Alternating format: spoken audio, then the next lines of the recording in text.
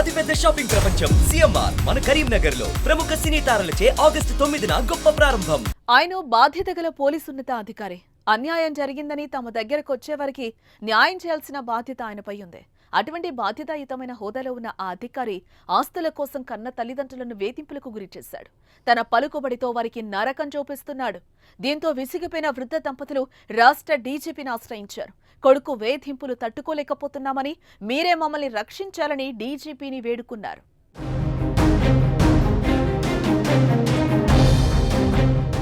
వనపర్తి జిల్లా ఖల్లా ఘనపురం మండలం వెంకటాయంపల్లి గ్రామానికి చెందిన రఘునాథ్ రెడ్డి, బొజ్జమ్మ దంపతులు.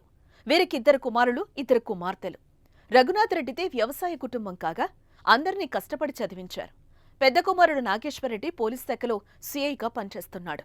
ప్రస్తుతం అతడు రాచకొండ పోలీస్ కమిషనరేట్ పరిధిలోని మల్టీ జోన్ 2లో విధులు నిర్వహిస్తున్నాడు. చిన్న కుమారుడు యాదయ్య కూడా పోలీస్ శాఖలోని కానిస్టేబుల్గా విధులు నిర్వహిస్తున్నాడు. కూతుళ్లు 2కి పెళ్లిళ్లు చేశాడు. నా పెద్ద కొడుకు సిఐ, చిన్న కొడుకు కానిస్టేబుల్. నాకైతే ఇప్పుడు 20 ఎకరాలు అన్నాడు. ఇదేకటి పద్ధతి నాయన, ప్రపంచంలో లేనిది.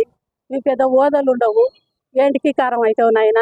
ఒకవేళ అమ్మనాయన చచ్చిపోయినరు అనుకో, అమ్మనాయన చచ్చిపోతే నేనే సాకిన, నేనే చెల్లెలు పెళ్ళిళ్ళు చేసిన అనుకో, నేనే తమ్ముని సాగిన అనుకో, పెద్ద పంచు చేసుకొని ఆయన ఈ కారం కాకు నాయన అని కాళ్ళు మొక్కిన చెప్పిన. చెప్తే కూడా కాక పొట్టనీకి వచ్చిండు.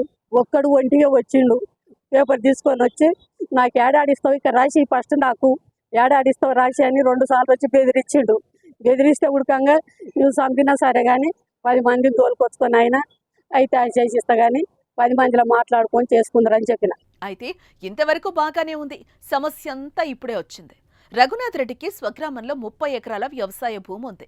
ఈ భూమి విషయంలోనే కుటుంబంలో గొడవ మొదలైంది. ఆస్తిని సమానంగా పంచితే పెద్ద కుమారుడికి 15 ఎకరాలు, చిన్న కుమారుడికి 15 ఎకరాల భూమి రావాల్సిందే.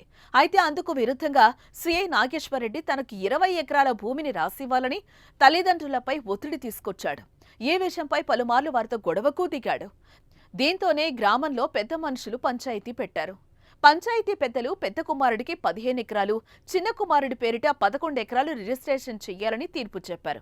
మిగిలిన భూమి వృద్ధ దంపతుల పేరుతో రిజిస్ట్రేషన్ చేసి తదనంతరం వారి కూతుళ్లకు ఇవ్వాలని తీర్పు చెప్పారు. పెద్ద కొడుకుకు 15 ఎకరాలు, చిన్న కొడుకు 11 ఎకరాలన్నారా ఇచ్చినాక ఇప్పుడు మళ్ళా వస్తుంది నాకు, మళ్ళా వస్తుంది నాకు ఇవ్వాలి. ఇచ్చిన దగ్గర ఎవరు చేసేది లేదు అని అందరిని ఆపిండు, కవులలో ఆపిండు. అందరిని ఊళ్ళే మొత్తం ఎన్ని టాక్టాలు ఉంటే అన్ని టాక్టాలు రద్దు. ఎవరు పోయినా మీ మీద కేసు చేస్తా అని అందరినీ బెదిరించిండు. చుట్టుముట్టు తాండలు ఉండే, తాండలను కూడా బెదిరించిండు. ఇక పెద్దల తీర్పుకి చిన్న కుమారుడు యాదయ్య అంగీకరించినా పెద్ద కుమారుడు సీఐ నాగేశ్వరరెడ్డి మాత్రం ఒప్పుకోలేదు. తనకు 20 ఎకరాల భూమి రాసివ్వాల్సిందేనని తల్లిదండ్రులతో గొడవకు దిగాడు. పలుమార్లు వారిని దూషించడంతో పాటు వారిపై దాడి కూడా చేశాడు.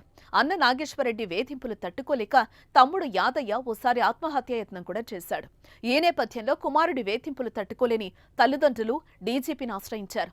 ఆస్తి కోసం తమను హింసిస్తున్నాడని, అతడిపై చర్యలు తీసుకోవాలని డీజీపీకి ఫిర్యాదు చేసి కన్నీటి పర్యంతమయ్యారు.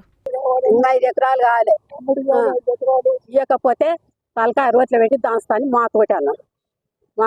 తలకాయ రోట్లో పెట్టి దాంస్తా, నరికి పొలిజాలుతా తమ్ముని. అట్లా మామూలు ఏమంటాడు, నేను చెప్పినట్లు వింటావా లేదా, నీవే నేర్పుతున్నవే తమ్మునికి అంటాడు. ఇప్పుడు పార్కాతి ఎట్లుందో, వాళ్ళ రిజిస్ట్రార్ రూల్ ఎట్లుందో అట్లే ఎవరి దాళ్ళు చేసుకోమని సార్. లొద్దు, నువ్వు చెప్తేనన్నా ఇంటడేమో నాగేశ్వరరెడ్డి అని నీ తానికి వచ్చినాను సారు, నీ కాళ్ళు మోపుతాను సార్ అంటే అంత ఆయన కొనాలంటే నడుగుండి బయటికి, మీరు నడుగు దమాకు లేదు మీకు, బయటికి నడుగుండ్రు అని అన్నాడు. మేము కాళ్ళు మోపుతామంటే ఒక మా మాటలు బయటకు దొరికించండి, పోయిన అని తలిగితే బెదురుకొని బయటకు వచ్చినాం మేము. వృద్ధాప్యంలో కన్న తల్లిదండ్రులను కంటికి రెప్పలా కాపాడాల్సిన కొడుకు, అదే కాకుండా పోలీసు వ్యవస్థలో ఉన్నత పదవిలో ఉన్న వ్యక్తి ఇలా ఆస్తి కోసం వారిపై దాడులు చేయడం సిగ్గుచేటంటూ ఆగ్రహం వ్యక్తం చేశారు. పోలీసులు అధికారి ఉన్న కొడుకు తల్లిదండ్రులకే న్యాయం చేయకపోతే ఇంకా సమాజానికి ఏం చేస్తారంటూ కామెంట్స్ చేస్తున్నారు.